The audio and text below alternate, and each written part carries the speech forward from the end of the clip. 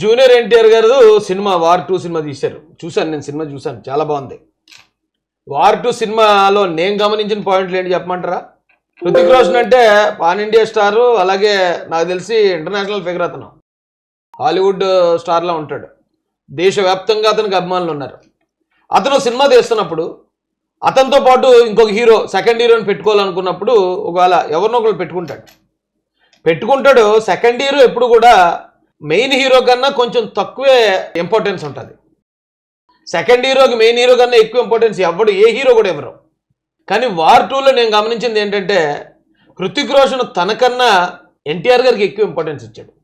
ఇది నేను ఎలా చెప్పగలుగుతానంటే, వార్ అని ఆల్రెడీ ఒక సినిమా వచ్చింది, ఫస్ట్ పార్ట్. అది దానికి కంటిన్యూషనే సీక్వెల్ ఈ రెండోది, సెకండ్ పార్ట్ వార్ 2 తీశాడు.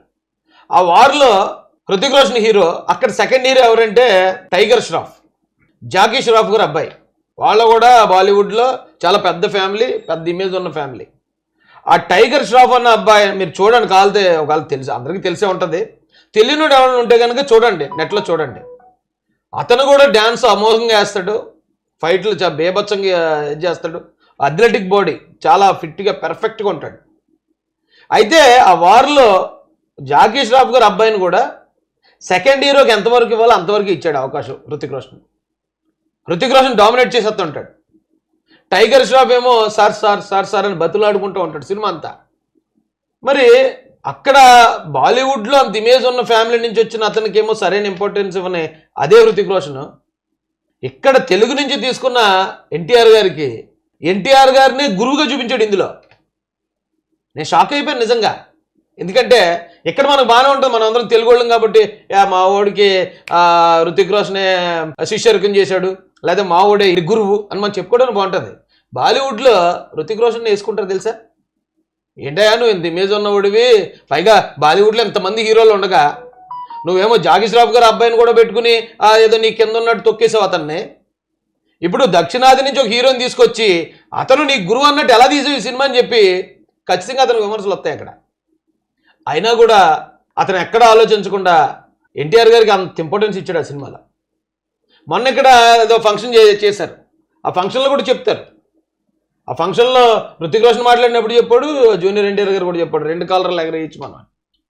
జనరల్గా తొక్కేస్తారు కదా మనం బాలీవుడ్లో, ఇక్కడ హీరోని పెట్టుకుంటే హీరోని తొక్కేస్తారు గ్యారంటీగా. కానీ అక్కడ వార్ 2లో జరగలేదు. అయితే ఇక్కడ వరకు మనం నిజంగా చాలా అప్రిషియేట్ చేయాలి, హృతిక్ రోషన్ గారిని చేయాలి. అంత క్రెడిట్ సాధించిన ఎన్టీఆర్ గారిని కూడా, ఎందుకంటే RRRలో ఈయన చేసిన యాక్టింగ్ బాలీవుడ్ను కూడా ఆకర్షించింది. దానివల్ల ఈ యాక్టర్ ఉంటే కరెక్ట్, హృతిక్ రోషన్ కూడా సమానంగా చేయగలుగుతాడు అనే నమ్మకం బాలీవుడ్కి కలిగింది. దాంతోపాటు దీన్ని ఒక బిజినెస్ కోణంలో చూస్తే, సినిమా అంటేనే బిజినెస్. ఎవరు బాధపడినా ఎవరు ఇచ్చేసినా అదేమీ దేశ సేవ కోసమో సమాజ సేవ కోసం చేసేది ఏం కాదు, కంప్లీట్ బిజినెస్. ఒక నిర్మాత గారు వస్తారు, ఆయన డబ్బులు పెడతారు, తర్వాత సినిమా తీసి అమ్మిన తర్వాత డబ్బులు ఎక్కువ వస్తాయి, అందరూ అందులో డబ్బులు రెమ్యునరేషన్ తీసుకుని చేస్తారు.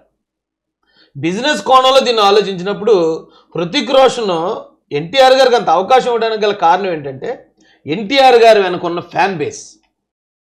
ఎన్టీఆర్ గారి వెనకాతలు ఉన్న ఏదైతే ఆ ఫ్యామిలీ బ్యాక్గ్రౌండ్ ఏదైతే ఉందో, ఆ ఫ్యామిలీ బ్యాక్గ్రౌండ్, ఆయనకున్న ఫ్యాన్ బేస్తో మనం దక్షిణాది నుంచి ఈయన్ని తీసుకుంటే వీళ్ళ ఫ్యాన్స్ కనెక్ట్ అయిపోతారు, ఆంధ్ర తెలంగాణలో ఉన్న తెలుగు వాళ్ళు కూడా ఈ సినిమా గట్టిగా చూస్తారు, మన సినిమాలకు లాభాలు వస్తాయి అనేది అల్టిమేట్ లక్ష్యం. అది అన్నిటికన్నా పైన బిజినెస్సే ఉంటుంది, అందులో ఏం డౌట్ లేదు.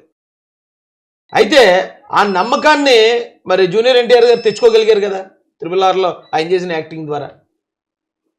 అక్కడ దాకా సినిమా ఓకే, సూపర్, ఆయన సాధించింది. ఈ రోజున బాలీవుడ్ వాళ్ళతో సమానంగా బాలీవుడ్ సినిమాలో మనోళ్ళు, మన హీరోలు యాక్ట్ చేసే స్థాయికి మనం వెళ్ళటం అంటే అదేం ఆషామాషి విషయం కాదు.